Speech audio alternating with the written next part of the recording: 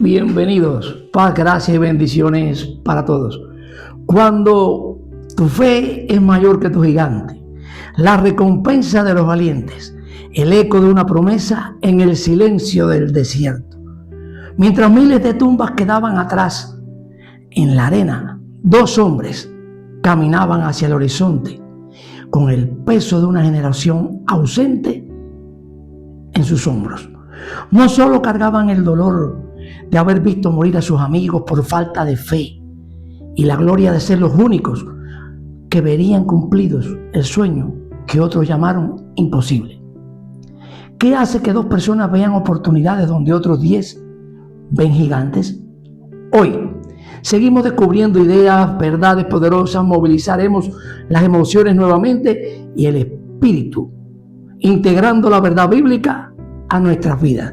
Quédate y conócelo según la Biblia. Hoy hablaremos de un tema que parece sencillo, pero verdaderamente es profundo por su valor espiritual, histórico y teológico. Analizaremos por qué si unos cuantos hebreos pecaron contra Dios en el desierto y además habían otros que vivían por la fe, con la fidelidad, ¿por qué ellos no pudieron entrar en la tierra prometida?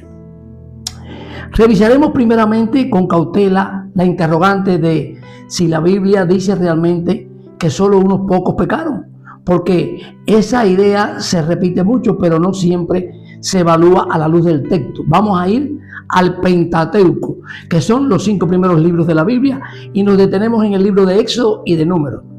Vemos un lenguaje de colectividad. Por eso el tema manifiesta que toda la congregación murmuró, el pueblo no creyó.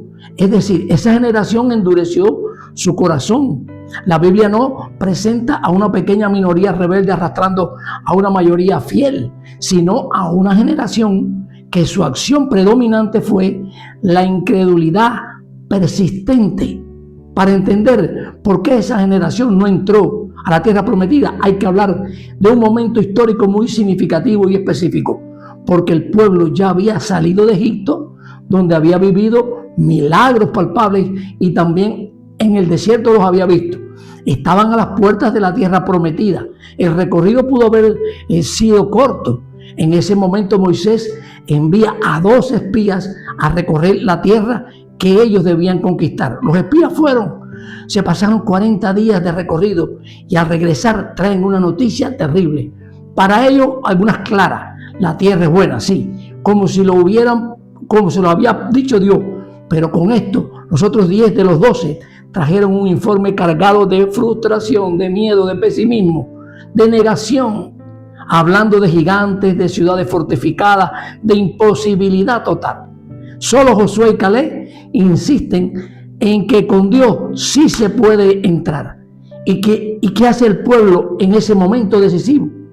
Muestran ingratitud, murmuran, se quejan, acusan a Moisés, acusan a Dios y llegan a decir algo gravísimo, que hubiese sido mejor morir en Egipto, así dijeron, o regresar a la esclavitud de donde habían sido salvados. Incluso hablan de nombrar otro líder para volver ellos atrás. Ese es el punto de ruptura.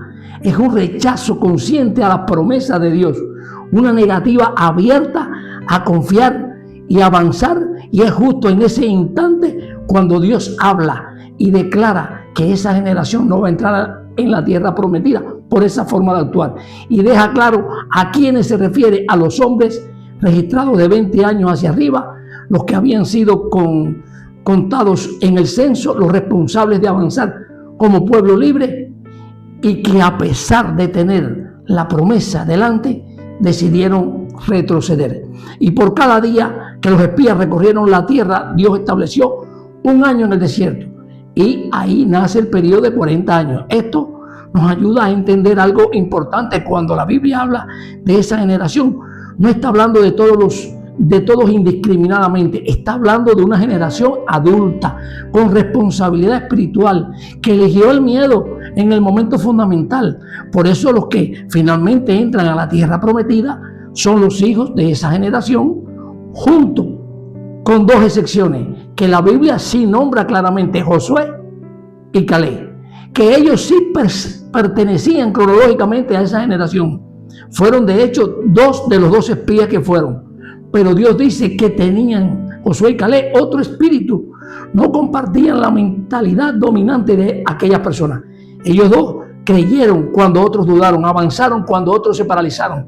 Ellos sí entran a la tierra prometida como líderes de la conquista. Fuera de ellos, la Escritura no afirma que hubieran muchos otros fieles silenciosos que vivieran plenamente en la fe y aún así fueran excluidos. Eso sería una suposición de nosotros, pero el texto no lo dice. Y aquí viene algo que me impacta profundamente. ¿Cómo puede ser que la generación que vio más milagros sea descrita como una de las más incrédulas? Vieron el mar abrirse con Moisés, vieron todas las plagas de Egipto, vieron el maná caer del cielo, vieron la nube y el fuego de Dios. Y aún así, cuando llega el momento decisivo, no pudieron ser libres. ¿Por qué? Porque ver milagros no es lo mismo que vivir como un hombre libre. Ellos salieron físicamente de Egipto, pero Egipto nunca salió del todo de sus mentes. Seguían teniendo una mentalidad de esclavos profundamente arraigadas al pesimismo. El esclavo depende, no conquista. El esclavo se queja, no avanza. El esclavo siempre mira atrás cuando el camino se pone difícil. Y eso fue exactamente lo que ocurrió en Cades Barnea. Dios no los juzga porque no vieron, sino porque no confiaron. No porque no tuvieran señales, sino porque no tuvieron el valor de vivir la libertad que Dios les había ofrecido. Y entonces Dios permite algo tremendo, que esa generación termine su camino en el desierto y que no entre a la tierra prometida, y que sea otra generación, sus hijos, la que entre, conquiste y herede. Y aquí esta historia nos alcanza a nosotros hoy. El problema de esa generación no fue que no viera el milagro. Los gigantes estaban ahí, las ciudades eran fuertes, el miedo era real. Dios nunca les pidió que fingieran valentía, ni que negaran la realidad. Lo que marcó la diferencia es que en el momento decisivo dejaron que el miedo fuera más grande que el Dios que ellos tenían y que conocían. Vieron el obstáculo y sacaron a Dios de la ecuación. Ellos pudieron haber dicho: tenemos miedo, no somos fuertes, no sabemos cómo hacer esto, pero hemos visto lo que Dios es capaz de hacer por nosotros. Nosotros no podemos, pero Dios sí puede. Y la historia hubiera sido otra, pero no fue eso lo que hicieron. Creyeron más en lo que tenían delante de sus ojos que en lo que habían vivido con sus propios ojos. El miedo los llevó a menospreciar la promesa que Dios le había dado y, sin darse cuenta, a minimizar a Dios. Y entonces la pregunta directa para nosotros hoy sería: ¿qué está pesando más en tu corazón? ¿Lo que ves delante de ti o el Dios que tienes, que ya ha demostrado quién es?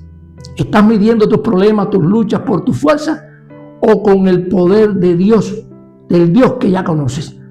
La fe no es ausencia de miedo. La fe es decir que aún con miedo Dios sigue siendo más grande. Y cuando sacamos a Dios de la ecuación, no porque Él no esté, sino porque dejamos de confiar en Él, ahí es cuando nos detenemos a las puertas de lo que Él quería darnos. A veces no perdemos promesas porque Dios no quiera darlas, sino porque no estamos listos a la altura de la fe para recibirlas. Si este mensaje te bendijo, ponlo en práctica, dale like, compártelo y sígueme para continuar alimentándonos del mensaje del Evangelio del Reino de Dios de una manera clara y verdadera. Continúa avanzando sin prisa, pero sin pausa. Dios mediante. Nos vemos.